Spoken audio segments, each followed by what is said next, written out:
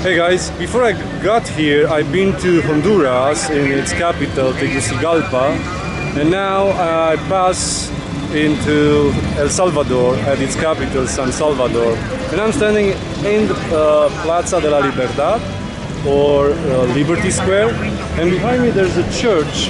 Although that from outside doesn't look much, from inside the effects of the stained glass embedded in the walls are amazing, and it has a really interesting shape as a rainbow, and it's a quite new church that you can visit. Also in this square you're gonna find this monument, the monument of the freedom. Although over there you can see the years of 1811, when it was the first shout of independence here in El Salvador. They declared independence from Spain in 1821, but they are celebrating this event since 1811, when a lot of people lost their lives for this event. Before Columbian times, this place was inhabited by Lencas, Peoples, and especially Mayas. Well, they kind of left from this place because the 23 volcanoes that this country has kind of driven them away. Around 20 kilometers from San Salvador, there is an archaeological site called Seren. Over there they found one of the most complete houses of Maya civilization in all Central America. And recently they found also indigenous remains over there, and for this reason today it's closed. Hopefully they're gonna open it soon. What we can see here in La Plaza de Libertad, it's this hotel. It was built in order to receive guests that probably would attend to the first casino in El Salvador, which is right in front. This was the casino.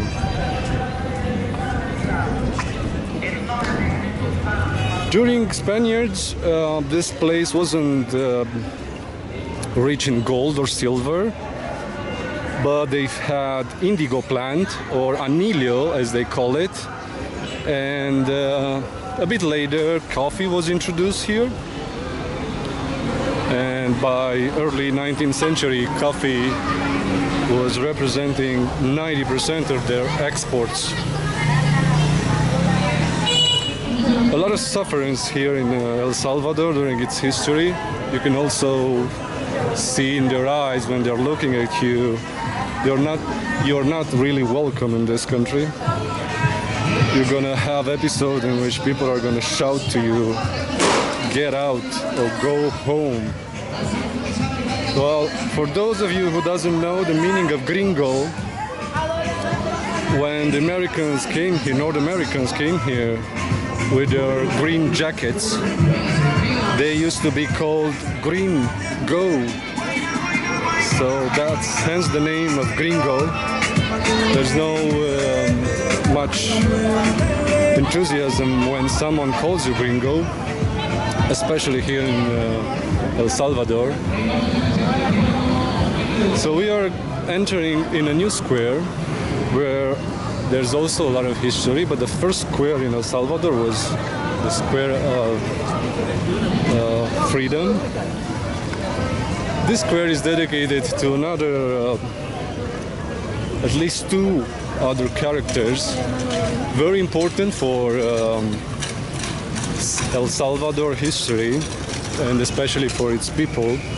As I told you, these guys suffered tremendously, and they pay homage to a few heroes of their nations, and one is this guy here up on a horse. It was killed. It's called Barrios. This guy brought coffee into the country. But what's interesting is that he helped also a lot of poor people to use it. So this wasn't much on the government taste. So he was killed. In front of us it's the National Palace. It was rebuilt around 100 years ago.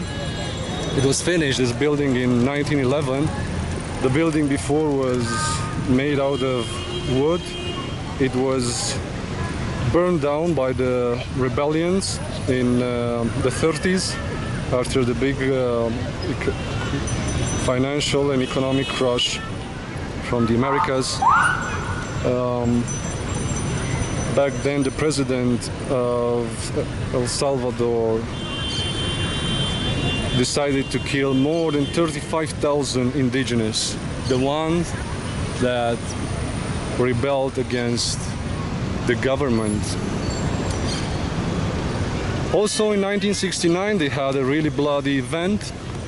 This event was the soccer war between the people of El Salvador and their brothers from Honduras. Well, because it's a small country, El Salvador,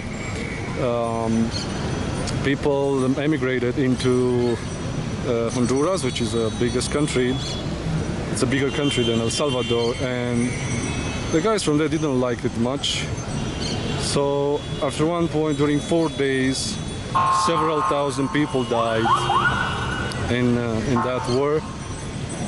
And another event that shocked this country was the killing, the assassination of the Archbishop of El Salvador, on its name, Oscar Romero.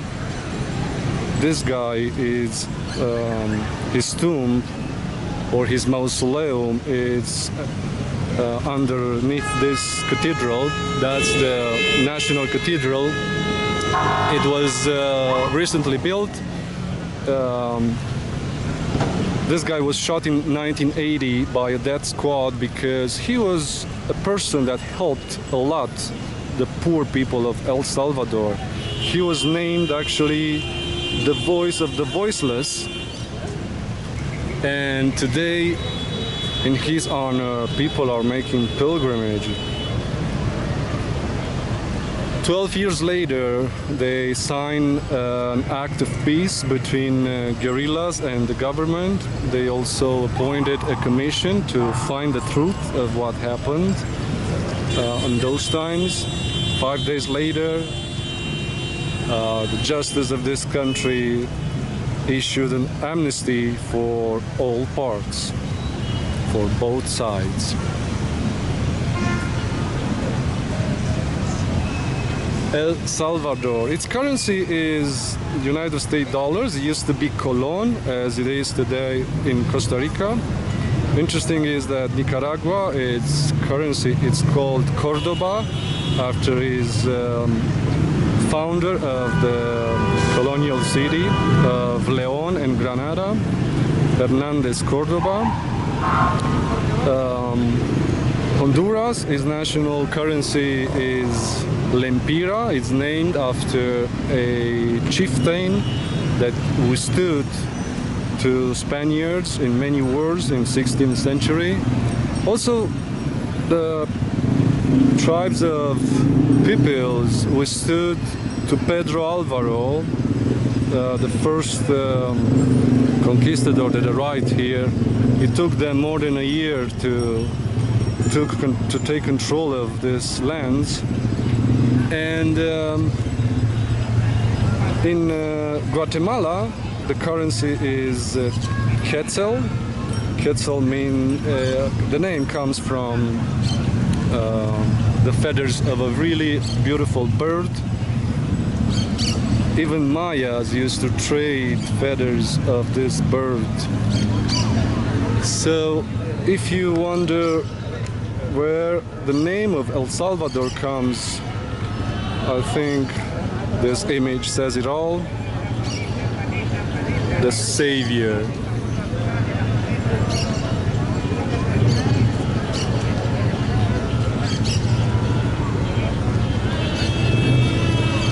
So that's a small part of San Salvador. Lots of buildings are not standing anymore due to the huge number of earthquakes that this country had. Most of the buildings that are standing are built from steel and wood. Belgium has a lot of history with El Salvador. They shipped an entire hospital here to be assembled, as it was paid by a local banker.